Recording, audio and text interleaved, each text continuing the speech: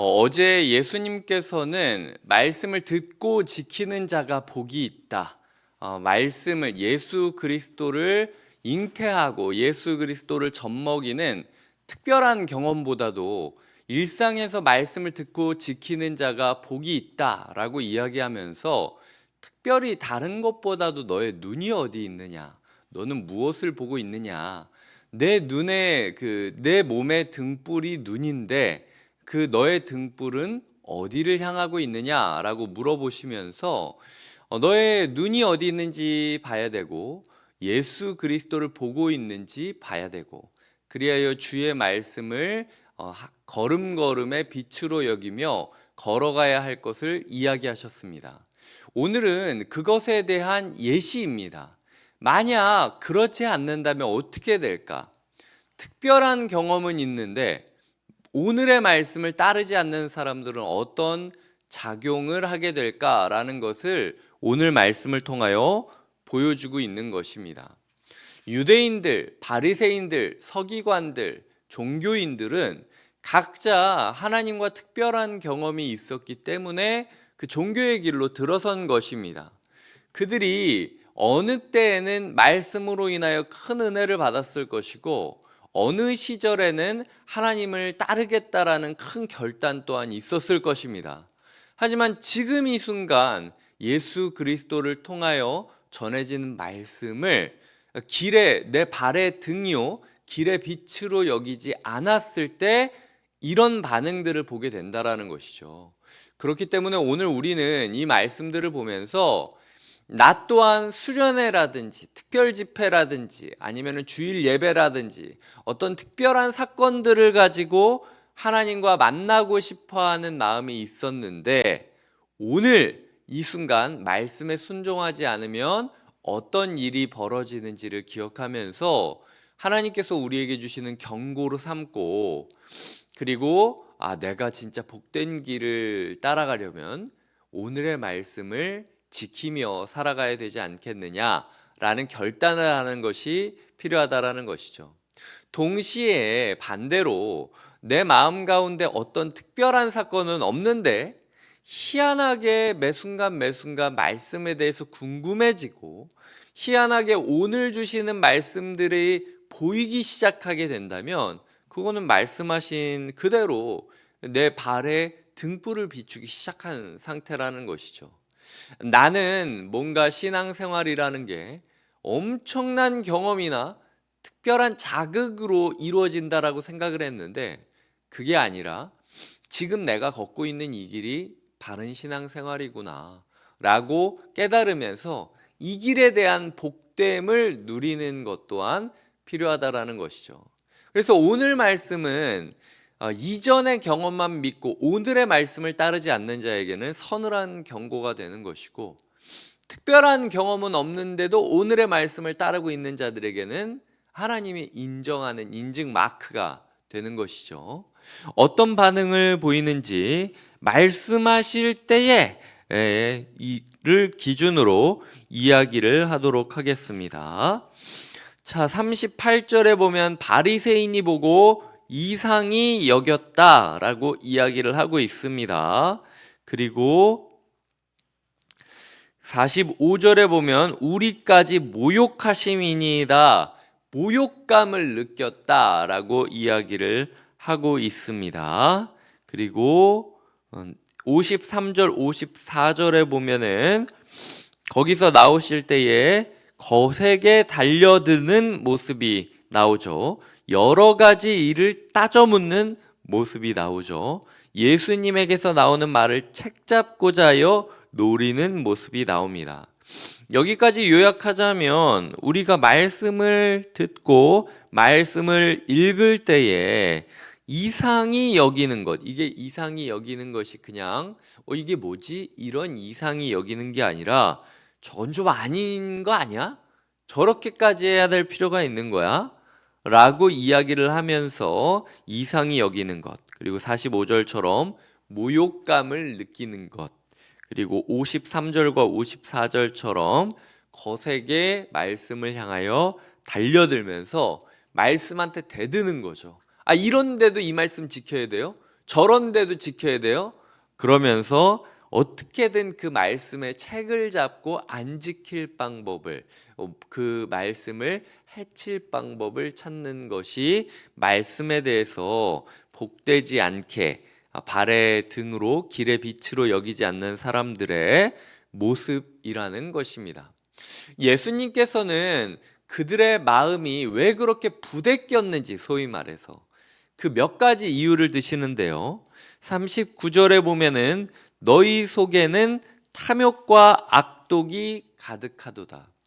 말씀을 말씀으로 받지 않는 우리의 모습 가운데는 우리가 가지고 있는 어떤 탐욕, 우리가 가지고 있는 악함이 이게 독이 차오르는 것처럼 차오르고 있다라는 것입니다.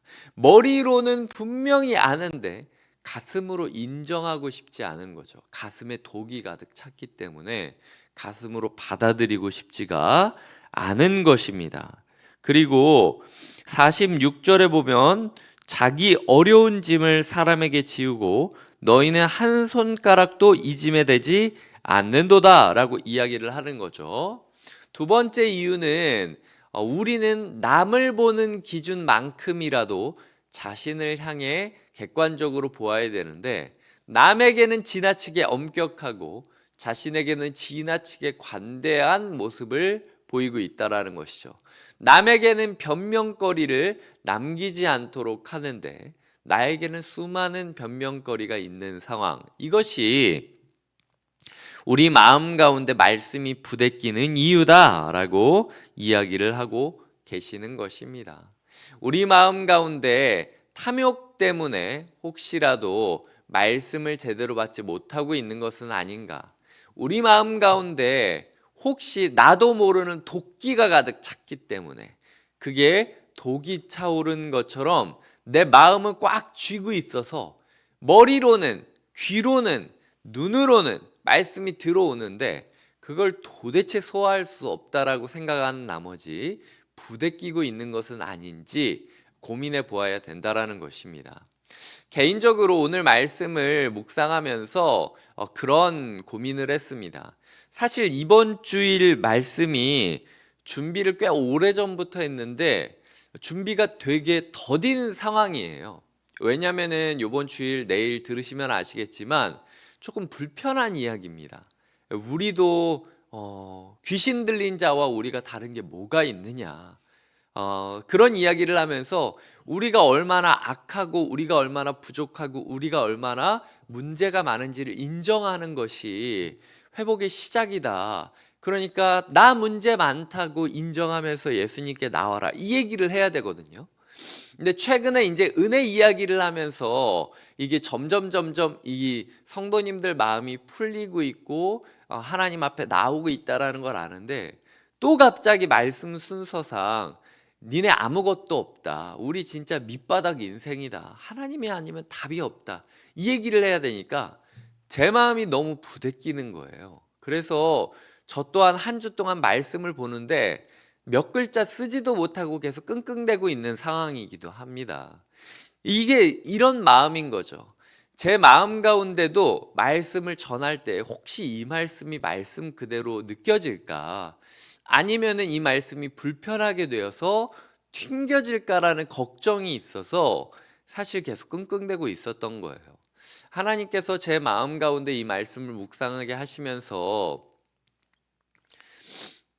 그럼에도 불구하고 그 부대낌 또한 복을 향한 여정이다 라고 마음을 주시는 것을 경험하는 시간이었습니다.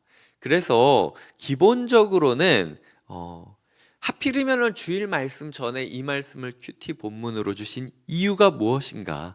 하나님, 제가 어떤 말씀을 내일 받을지 모르겠지만 그 말씀을 받을 때에 혹시라도 나의 마음이 이상하게 여기고 불편하게 여기고 모욕감을 받고 거세게 말씀을 향해 달려들어서 나는 그래도 아니지 라고 대들지 않도록 그 말씀 앞에 내가 굴복하면서 말씀을 따라갈 수 있도록 열린 마음을 달라고 기도해 주시는 것이 사실은 오늘 제가 말씀을 묵상하면서 경험했던 가장 큰 기도 제목 중 하나였어요. 그리고 두 번째로는 우리의 마음 가운데 진짜 말씀을 말씀 그 자체로 받을 수 있게 해달라고 기도해 주셨으면 좋겠습니다. 예수가 와서 말씀을 전해도 부대끼는 사람들이 있다라는 거예요. 우리의 마음 가운데 말씀을 받을 때 한 번도 부대낌이 없이 지내겠다라고 하는 것은요, 어떤 소화 과정도 거치지 않고 그냥 수행 맞으면서 인생 살아가겠다라는 거랑 똑같습니다. 예, 우리의 삶에 있어서 그게 편한 길이기는 하겠지만 오히려 병원에서 수행만 맞으면서 살아가시는 분들은 사람들이 봤을 때 걱정하잖아요. 언젠가는 이걸 떼야 되는데. 이런 부분들이 이야기하는 것처럼 어느 순간 우리가 수행 맞는 것처럼 아니면 관을 투여해가지고 음식을 넘기는 것처럼 전혀 부대낌이 없는 순간이 있는데 결국 말씀은 어느 순간에는 부대낌이 시작된다는 거예요. 이게 위에서 소화 과정이 거치듯 우리 안에서 이렇게 부대낌이 있다라는 거예요. 개인적으로 저도 최근에 이제 몇 주간 좀 몸이 약간 특이한 경험들이 있었어요. 왜냐면은 갑자기 없었던 두드러기가 나고 몸이 너무 가려운 거예요. 밤에 잠을 가뜩이나 잘 못 자는데 이 몸까지 가려우니까 마치 요비된 것처럼 이게 긁다가 일어났다가 이러면 안 되는데 하고 다시 자고 뭐 이런 식이 되게 반복이 됐었어요. 그래서 먹는 거를 좀 하나씩 하나씩 체크해 보기도 하고 아니면 억지로 약을 먹어서 재워보기도 하고 뭐 이랬는데 결국 저도 알고 보니까 최근에 어떤 제가 전하는 말씀과 성도님들의 반응과 그리고 저의 삶과 이런 부분에 있어서 두 가지 이야기 들었습니다. 하나는 뭐 다른 것 때문이 아니라 스트레스 받기 때문에 몸이 지금 증상이 나는 거다. 그리고 두 번째로는 잠을 덜 자서 그런 거다. 라고 이야기를 하면서 그냥 운동 열심히 하고 잠 잘 자면 해결될 거다라는 이야기를 들었습니다. 저 또한 말씀이 부대낄 때가 있는 거예요. 제가 목사기 때문에 모든 말씀을 다 소화하면서 모든 말씀을 다 이렇게 이루면서 사는 것이 아니라 저 또한 저의 마음 가운데 탐욕이 있고 악독이 있고 염려가 있고 슬픔이 있고 그리고 그런 부분들에 대해서 하나님께 날마다 부대끼는 부대낌이 있다라는 거죠. 이 부대낌을 하나님께로 향하는 복으로 여길 것이냐, 이 부대낌을 오히려 예수 그리스도의 말씀을 거세게 저항하면서 마음의 문을 닫아버리는 그런 현상으로 이어갈 것이냐는 저에게 달린 문제라는 것입니다.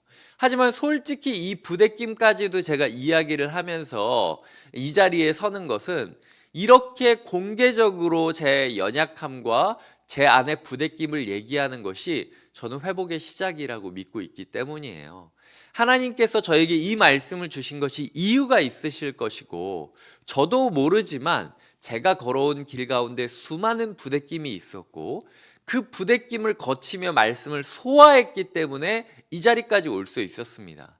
앞으로의 길 또한 수없는 부대낌과 괴로움과 어려움을 겪겠지만 그럼에도 불구하고 주님께 모든 것을 맡기고 살아가는 것이 저의 인생을 좌지우지할 것이라는 사실을 제가 신뢰하게 된다는 것이죠. 우리 가운데 이런 마음이 있다 할지라도 우리가 예수 그리스도를 인정하고 따라간다면 우리는 주님의 사람이 될 수 있습니다. 그럼에도 불구하고 우리에게 말씀을 전해주시는 예수님의 은혜를 기억하며 말씀하실 때에 우리가 그 말씀을 말씀 그 자체로 받아들이고 따르게 하여 주시옵소서 라고 기도하시며 살아가시는 하루가 되시길 주님의 이름으로 축복드립니다. 기도하시겠습니다. 하나님 감사합니다. 우리에게 말씀을 주실 때에 모든 것이 소화가 되는 날도 있고 아무것도 소화가 되지 않고 부대끼는 날도 있습니다. 부대끼는 날은 하나님께 기도하며 우리의 마음을 돌아보게 하여 주시고 소화되는 날은 그 자체가 은혜임을 기억하며 감사하게 하여 주시옵소서. 하나님, 우리가 주일 말씀을 앞두고 있습니다.